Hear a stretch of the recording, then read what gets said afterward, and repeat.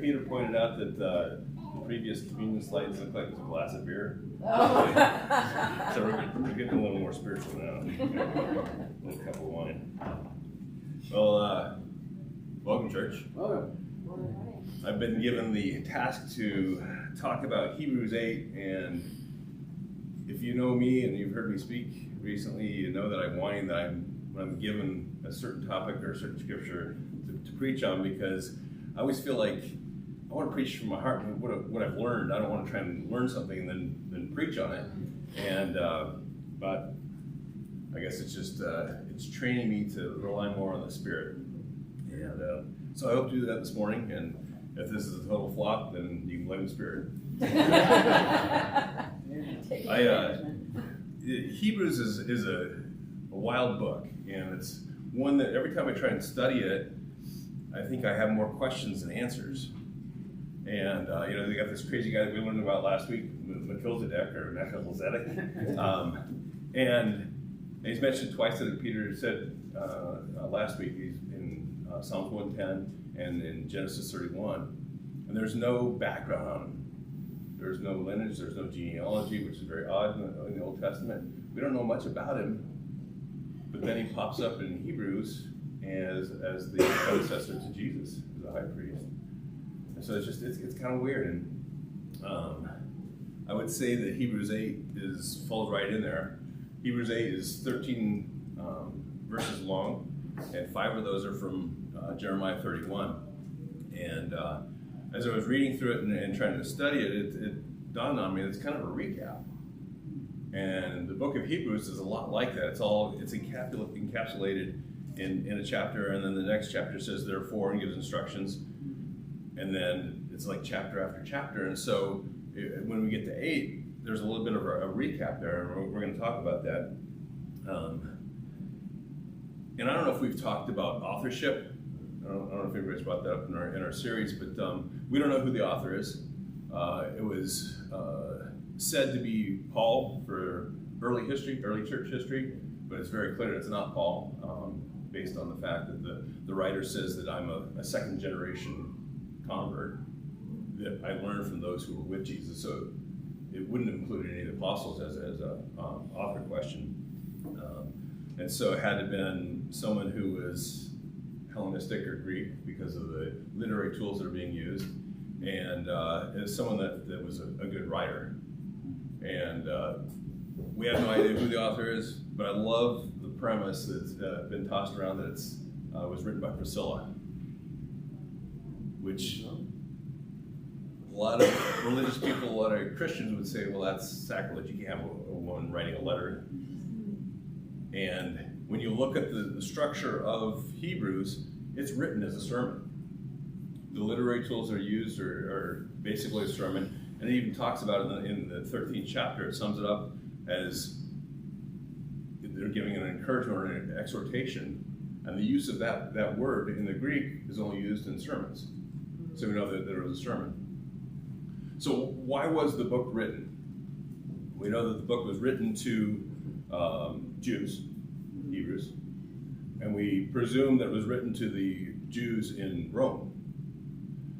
And the teachings in the sermon of this letter talk about the Jews who had kind of forsaken Christianity. They were converted to Christianity. They knew Jesus, or knew of Jesus, and they were following Jesus, but then they started going back to the old ways of Judaism and depending on that Judaism.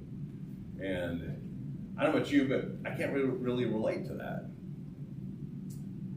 I've never been a Jew. I've never followed the commandments or the Torah. I've never observed the Jewish holidays. And so it's kind of odd to me, and I kind of struggle with it.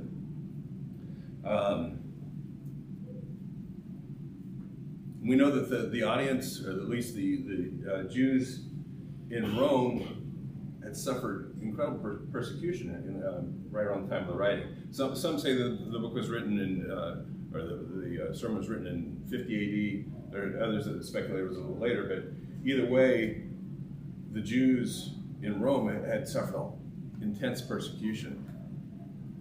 They were being killed. They were being slaughtered for the faith. And so the writer of this letter is trying to encourage them, said, don't give up. You suffered much. You've seen horrible things, but you can't give up. You can't give up on Jesus. You've come this far. Don't go back. And so it's a strong exhortation. And I appreciate Steve's welcome there, because it fits right in, as the Spirit would have it happen, that I'm going to encourage you guys to participate as well. And I need to tell a backstory as well. It's probably going to be a much longer backstory, just to prove my point. But I appreciate the fact that it's all being orchestrated here. The Spirit is in control. Now, there are exhortations in Hebrews throughout. The writer tells those Jews to draw near to God in faith, hold fast to hope without wavering, encourage one another towards love and good deeds, persevere through trials, lay aside sin, and look to Jesus as the ultimate example of faith. And the writer goes on later in the book, and it says, be content. You need to show hospitality. You need to live in peace and holiness. And it struck me as I was reading all these exhortations, they really had nothing to do with the law. It's not about keeping the commands. It's not about making vows, not about making sacrifices for atonement. It's just real life stuff. And those reminders that you guys need to get back to the basics. Don't worry about the law.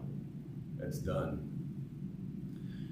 And I thought it odd, and I'm trying to, in my mind, my own mind, I'm trying to think of, what was going on back then, because to me, I have a supersessionist view of the Old Covenant and the New Covenant. I don't know if you guys know what supersessionism is, but it's basically that the Old Covenant ended at a point, and it's gone, and then the New Covenant immediately started. That's what we were taught. That's what I learned from reading the Bible, that Jesus came to fulfill the law. It's done, and now we have the New Covenant. But if that's the case, then why do the Jews keep going back to the temple? We have evidence in Acts where Paul is going back to the temple. Peter's going back to the temple. They're making sacrifices. They're setting the dates for the various feasts and festivals. The temple is still a huge part of their life. So it doesn't make sense to me. I thought we were done with that. And if the writer in Hebrews is saying you guys need to get away from that, don't lean on your Judaism, what's going on here? It just seems like there's a conflict there.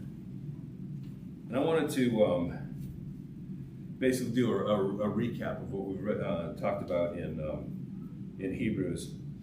And Hebrews outlines Jesus' teachings, and it dawned on me that what Jesus was teaching to the Jews of the time, to his apostles, was nothing new. He was teaching it in a different way, teaching the old stuff, the old law, the old commands, the old relationship with God in a new way, and in a better way. And that's exactly what the Hebrew writer is talking about. In chapter 1, Jesus brings a better message, and he's a better messenger. And it says in chapter 1, verse 1, in the past, God spoke to our ancestors through the prophets at many times and in various ways. But in these last days, he has spoken to us by his Son, the better messenger, whom he appointed heir of all things, and who also made the universe. The Son is the radiance of God's glory and the exact representation of his being, sustaining all things by his powerful word. After he had provided purification for sins, he sat down at the right hand of the Majesty in heaven. So he became as much superior to the angels as the name he has inherited is superior to theirs. So in chapter 1, Jesus is a better messenger, and he has a better message, although it's the same message that was given in the Old Covenant. In chapter 2, there's a better humanity. In verse 17, for this reason he had to be made like them, fully human in every way, in order that he might become a merciful and faithful high priest in service to God, and that he might make atonement for the sins of the people, because he himself suffered when he was tempted. He's able to help those who are being tempted. In chapter 4, verse 14, therefore, since we have a great high priest who has ascended into heaven, Jesus, the Son of God, let us hold firmly to the faith we profess. For we do not have a high priest who is unable to empathize with our weaknesses, but we have one who is tempted in every way, just as we are, yet he did not sin. And Jesus comes, and the old covenant was presented by Moses and the Levitical priesthood, and they were human, but Jesus is more human, or expresses a greater humanity, because he was tempted with everything and he didn't fail. All those priests before him weren't sinless. They had to make an annual atonement for the sin of the people and for their own sins. So Jesus is a better humanity in this message. Chapter 3 is referred to as the better Moses. Chapter 3 and verse 1, it says, therefore, holy brothers and sisters who share in the heavenly calling, fix your thoughts on Jesus, whom we acknowledge as our apostle and high priest. He was faithful to the one who appointed him, just as Moses was faithful in all God's house. Jesus has been found worthy of greater honor than Moses, just as the builder of the house has greater honor than the house itself. Again, it's the same law delivered not through Moses, but through Jesus. Chapter 4 talks about the better Sabbath. In verse 11, let us therefore make every effort to enter that rest, so that no one will perish by following their example of disobedience. They had their rest that was prescribed on the seventh day. They were commanded to actually rest, but then Jesus brings this better rest that's eternal. And the Hebrews writer is telling them that don't lose that rest through your disobedience. And then finally in chapter 7, we looked at last week, he was a better high priest. In verse 27 it says, unlike the other priests, he does not need to offer sacrifices day after day for his own sins. Does not have to offer sacrifice day after day for his own sins, and then for the sins of the people. He sacrificed their sins once for all when he offered himself. So he is the better priest that offers the better sacrifice. And then it goes on in chapter 9, there's a better covenant, and chapter 10 is better sacrifice, and I'll leave that for the folks that are going to be doing those chapters. So Jesus, he's bringing the very same message, but he's just bringing it in a better way. And again, I don't understand what was going on there. That the Jews still clung to their temple and their old law. And I guess maybe that's, we do some of this same things, and we cling to what's familiar, what we know. We stay away from what's scary.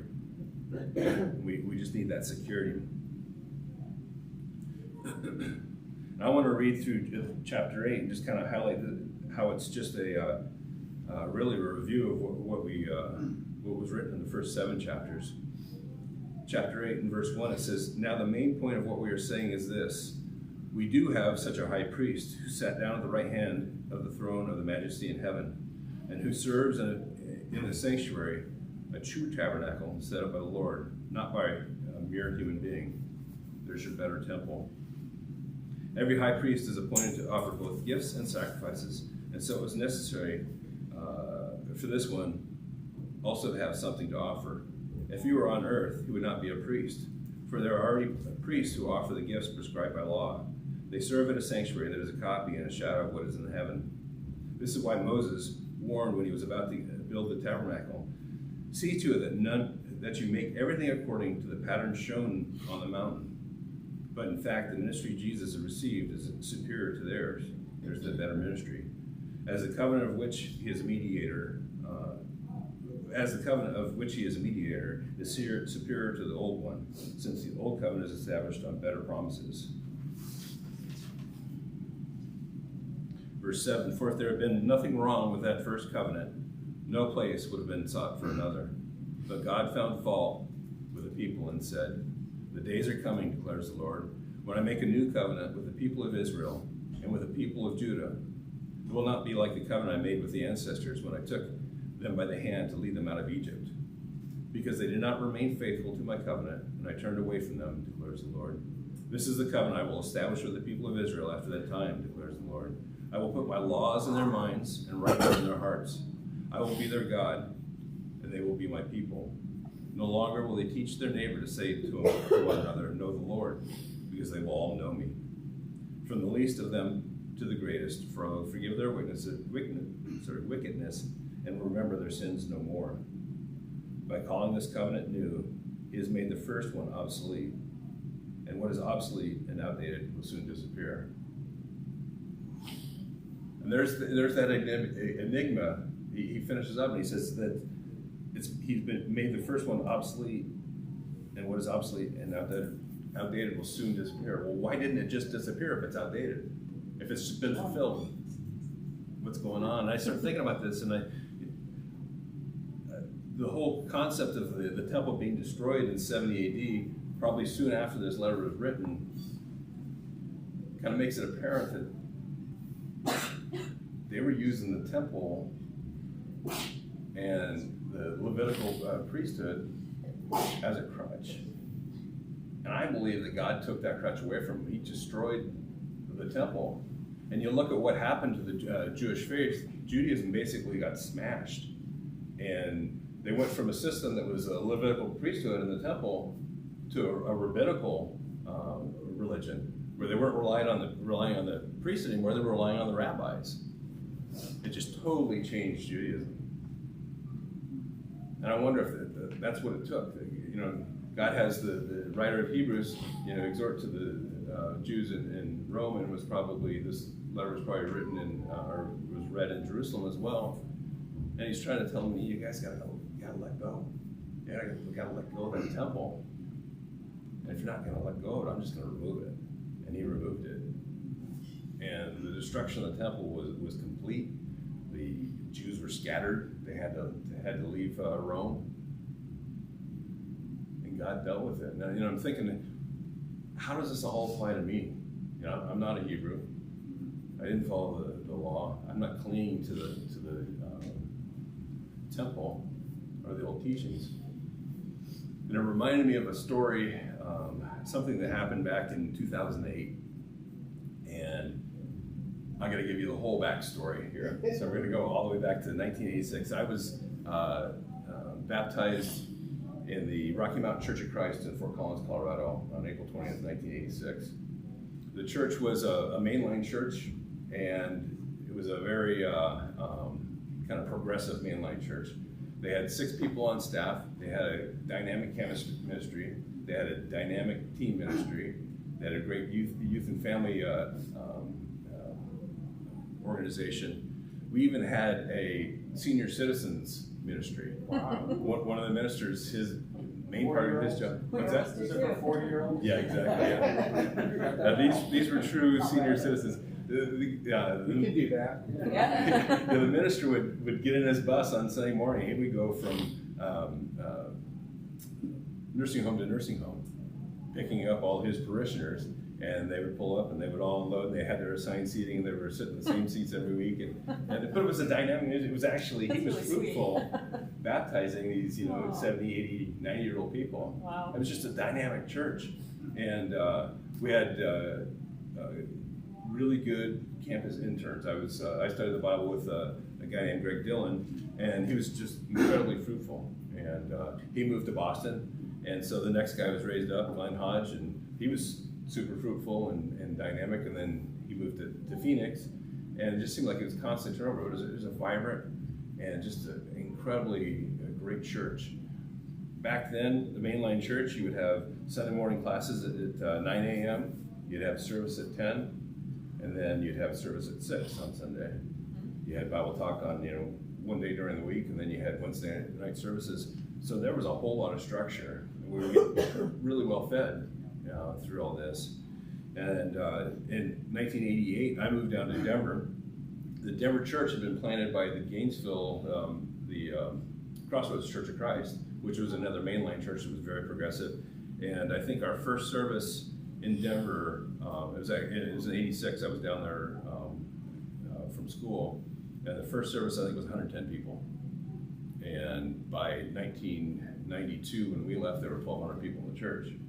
Again, just incredibly dynamic. We had a dynamic campus ministry at CU. We had a dynamic campus ministry at Metropolitan State College, and we had a great teen ministry that Carolyn worked in. It was a fantastic church. We had elders, we had teachers. We were really well fed, and it was just a great experience. And I have so many fond memories of all these things that I learned as a young Christian. And Carolyn and I moved to Vermont in '92. The church was supposed to be planted in '93, and wasn't planted until '95. When it was planted, Carolyn came back to church, and I didn't. I had a lot of experiences back in Colorado that kind of killed my faith. I didn't handle it well. I didn't deal with it very well, and so the church was planted by help me out, Scott and Danielle Sweeney, who were just a couple of singles. I'm not sure they knew each other very well, but they ended up dating and getting married. And then they wanted to retrain, so they went back to Connecticut. And then we had a couple, Steve and Laura Green, and they were pretty successful in building a church. And I don't remember the numbers. I don't know, Rob, if you remember the numbers, but probably 35, 40 people, and it was at that time a lot of singles, a lot of campus. And I decided to come back to church in 2004. And in 2004, it was right after a tough time in the movement. And the Greens were told in 2003 that we don't have the money to pay you anymore, and so you guys got to figure something out.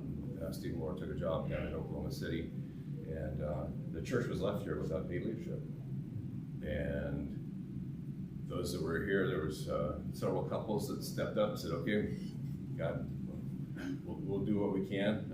We can't afford to hire a minister, but we'll make it happen." And you get what you pay for. That's right. and definitely the church got what it paid for. No, but it was great hearts. There was several couples. There was one couple that took the lead and really took the responsibility to keep the church together and rolling. And by 2006, they were pretty burnt out, and they decided they needed a break. And so Carol and I decided that we're going to step up. We're going to figure out how to make this happen. And still no staff, still couldn't afford to get staff. And so we were doing that, and after a couple of years, I was getting pretty burnt out. And it coincided with the time where I started traveling to St. Louis for my job, and I was super busy there and getting burned out trying to keep things rolling with the church. And again, they were great hearts, but I was just I wasn't dealing with it very well. And I went to a leadership conference. I can't remember where it was. It was probably in Virginia. And I love going to these conferences because I have a lot of friends that went in the ministry, and so it's like a great reunion. And I remember going to this conference in 2008 and just whining and complaining to my friends, Jay Kelly and Doug Wentz, about how hard it is to lead a church when you're not paid to do it and you have your day job. And they were very empathetic and understanding and probably too enabling at that time. And then I got a call from Doug, and he said, who you got to talk to is Aaron Brefford. Aaron Brefford was a guy in the campus ministry at CU, very dynamic guy. I love the guy. We had a really good friendship. And they said, well, he's kind of in the same situation. He's in Indiana now, and he's leading the church of 40-something, and he has a full-time job. And I'm thinking, this is a guy that'll get me. I'm definitely going to call him for some encouragement, some affirmation, and some pity. And I remember the conversation real well, and it didn't go well for me. I'm whining, I'm complaining, I'm telling him, it's really tough. We don't have elders, we don't have anybody that's gone ahead of us. Carol and I and Maria had the oldest kids, and we didn't have anybody to mentor us in raising our kids, and it was a challenge. We had no paid staff. We had to figure out all the workings and operations of the church, and so I'm going on and on and on. And he says, "Well, that sounds like you're craving milk." And I'm thinking, why'd you say that? That's kind of unfair. I'm looking for empathy. I'm looking for some kind of affirmation. Come on here. And he says, yeah, Pat, is Jesus the Lord? And I said, yeah. And still not appreciating where he's going with it. And he said, you still have the Holy Spirit? And I said, yeah. Aaron, I think I need to go. And I was, to use Carolyn's term, marinating it for weeks, and just frustrated because I'm thinking that I just need some encouragement. I need, or even some good advice. Don't tell me I crave milk. And so I came back after that conversation, and I had to preach that weekend, and I had a lesson all planned out and polished, and I just didn't feel good about it. And then I'm getting frustrated, and something happened like that Saturday night where one of the guys that I was relying on dropped the ball. It wasn't Rob. And I was getting really frustrated, and I was getting angry. And I got up to preach, and I threw my notes away. And I said, I'm going to wing it because I'm frustrated. And he said, I said, I'm not going to blame anybody, but I feel like this is our church, folks. And I feel like I'm the only one doing anything. And I think I was probably more humble than that, but that's basically what I was saying. I was pointing at everybody saying, you guys are not the church that I signed up for. And it's probably the most, it was well received by many. I had a lot of comments, a lot of people, and it spurred a lot of conversation. And you could see the church kind of transformed. And I was thinking about the whole situation and craving milk, which is from Hebrews. And I was thinking, my temple was the church. I was so reliant on the church. I was relying on those Sunday morning classes. I was relying on the great discipleship. I was relying on the fact that we had married couples who had gone before us that raised kids, and they were there. I mean, we'd see them 3 times a week, and we were so spoiled by all that. We had elders. We had some of the best preaching that I've ever heard, especially in Denver. And we had a lot of people just living life. And those churches were incredibly fruitful. And that was my temple. That's what I longed for. And it made me realize that, you know what? Aaron's right. I still got the Spirit. Jesus is still Lord. And I'm sitting here whining and complaining about that my temple was taken away. And I was so reliant on that all I craved was milk. I didn't want to do the hard stuff. I didn't want to be humble. I didn't want to confess my sins. I didn't want to be reliant on anybody else. I didn't want to be vulnerable. You know what? Church is hard when it's an organization, when there's things that we feel like we have to do. But when it's just family, and we're doing it right, relying on the Spirit, focusing on Jesus, and understanding that He is the better solution. And I think the most convicting thing for me was in all my complaining and whining to everybody and all my short-sightedness, I wasn't thinking about Jesus at all. All I was thinking about was church structure and activities and what needed to be done and how it needed to be done, and it just created division with me and my brothers because I was resentful towards them. And I just needed to get back to Jesus and understand that it's all right, it's gonna be fine. We don't need to have a big production for Bring Your Neighbor Day or anything like that. We don't need to have a great worship service or worship team or all those things that I treasured in the big churches. We don't need them because we got Jesus. And so I want to encourage you guys. I won't tell you guys or tell you are craving milk, but I want you to think about that this morning. What's your part in the church? Are you dependent on a church that you think this should be and it's not? And what are you doing to make it more like Jesus' perfect temple? And that tabernacle that is a safe place for all of us and all those around us. Amen. And I love the concept that Steve called us to. We need to participate. And I need to repent as well. I need to get back to the point where I'm a part of that body and really trying to make a difference instead of waiting for somebody to make a difference for me and try and perform for me, feed me. So I want to encourage you guys this morning, just think about that. Where are you craving milk? Or maybe where are you setting the example, and people need to follow you as well. And I appreciate everybody that has helped out. I felt like Caroline went from doing the lion's share of things to really not doing much. And part of that was because of our family things that we need to tend to. But I feel like we need to get to back to that point where we're not craving milk anymore. We're trying to help the folks, help you guys, and help those outside the church. So I appreciate you guys listening to me. I encourage you to think about it.